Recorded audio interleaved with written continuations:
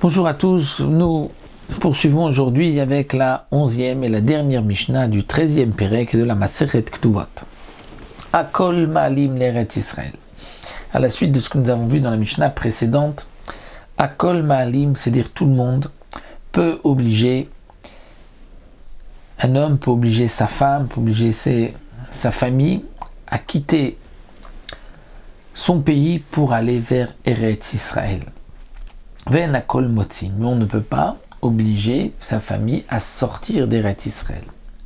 De même, Akol Ma'alim Yerushalayim, même d'Eretz Israël vers Yerushalayim, un homme peut obliger sa femme, sa famille à quitter sa ville pour aller habiter à Yerushalayim. Venakol Motzim. Mais on ne peut pas obliger à sortir de Yerushalayim. Et le Barthénois rajoute le Akol, c'est aussi comme la Mishnah nous dit, Echad Anashim vechad Anashim, donc l'homme peut obliger sa femme, la femme son mari, vechad Avadim, et aussi d'après cette version, les esclaves, c'est-à-dire que si quelqu'un a acheté un Eved Ivri, il peut l'obliger ensuite à le suivre et à monter en Eretz Israël. Et aussi, il peut l'obliger à monter d'Eretz Israël vers Yerushalayim. Et le Barthénois rajoute que même si c'est d'une ville où il fait bon vivre vers un endroit en Eretz Israël où il ne fait pas aussi non vivre, eh bien, on l'obligera à quitter son pays pour aller vers Eretz Israël. Même d'une ville où il y a une majorité de juifs en dehors d'Israël, on pourra obliger sa femme, son mari ou son esclave à se retrouver dans une ville en Eretz Israël, même si c'est une ville où il y a une majorité de non-juifs.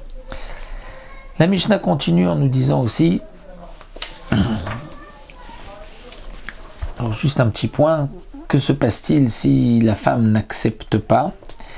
Eh bien le mari peut la divorcer sans lui donner la Ktuba. Et si c'est elle qui veut aller en Eretz Israël ou à Yerushalayim et le mari ne veut pas, elle peut exiger le divorce et sa Ktuba aussi si le mari ne veut pas la suivre. La Mishnah continue avec un autre din, Nasaïcha Beretz Israël, Begersha Beretz Israël. Un homme qui s'est marié avec une femme en Eretz Israël, il la divorce en Eretz Israël, Noten la Mimot Eretz Israël, il payera sa Ktuba avec l'argent d'Eretz Israël. Nasaïcha Beretz Israël, Begersha Bekapot Kaya. Un homme s'est marié avec une femme en Eretz Israël et il la divorce dans ce pays appelé Kapot Kaya, c'est Kaftor. Kaftor, qui est mentionné dans la Torah.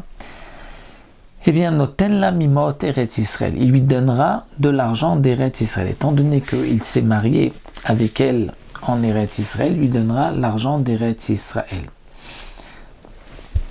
L'argent de Kapot Kaya était de l'argent qui valait plus, qui pesait plus que celui d'Eretz Israël. L'argent des pièces qui étaient plus grosses et qui pesait plus. Donc d'une certaine manière, quand on dit qu'il peut lui donner de l'argent d'Eretz Israël, c'est que il va donc lui donner de l'argent qui vaut moins, qui est moins important. Eh bien oui, les Chachamim, étant donné que la Ktuba est Médé Rabanan, dit le Barthénoura, les Chachamim ont été Mekil, qu'ils puissent donner le Pachot, l'argent qui vaut le moins. Rabban Shimon Gamliel Omer noten la mimot kapot kaya. Rabban Shimon Gamliel dit non, que la Ktuba est minatora, donc il faut être mahmir, et puisqu'il faut être mahmir comme la Torah, donc il va lui donner de l'argent kapot kaya, puisqu'il a divorcé à kapot kaya, dans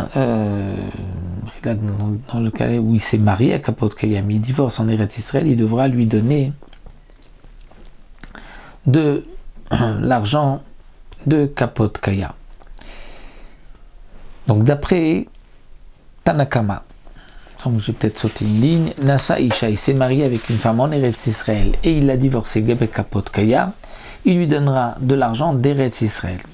Nasa Isha Bekapot Kaya Veger Eretz Israël, il s'est marié Bekapot Kaya, il divorce en Eretz Israël, il lui donnera aussi de l'argent d'Eretz Israël. Donc pour Tanakama, il donnera de l'argent toujours d'Eretz Israël, c'est-à-dire la Kula, l'argent qui vaut le moins.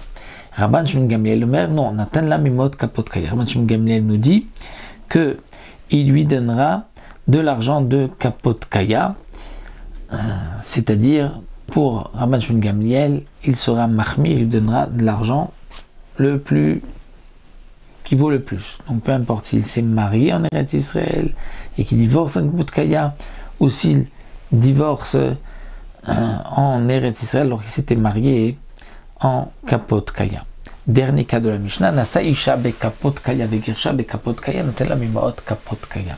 Si il s'est marié avec une femme en cet endroit Kapot Kaya, il a divorcé be Kapot Kaya, là tout le monde est d'accord qu'il donnera de l'argent de Kapot Kaya, puisque c'est là-bas qu'il s'est marié et c'est là-bas qu'il divorce. C'est dit que Masechet Ketubot, nous avons fini Bessiata Dishmaya dans Masechet Ketubot, on se retrouvera à Bezrat Hashem pour une nouvelle Masechet.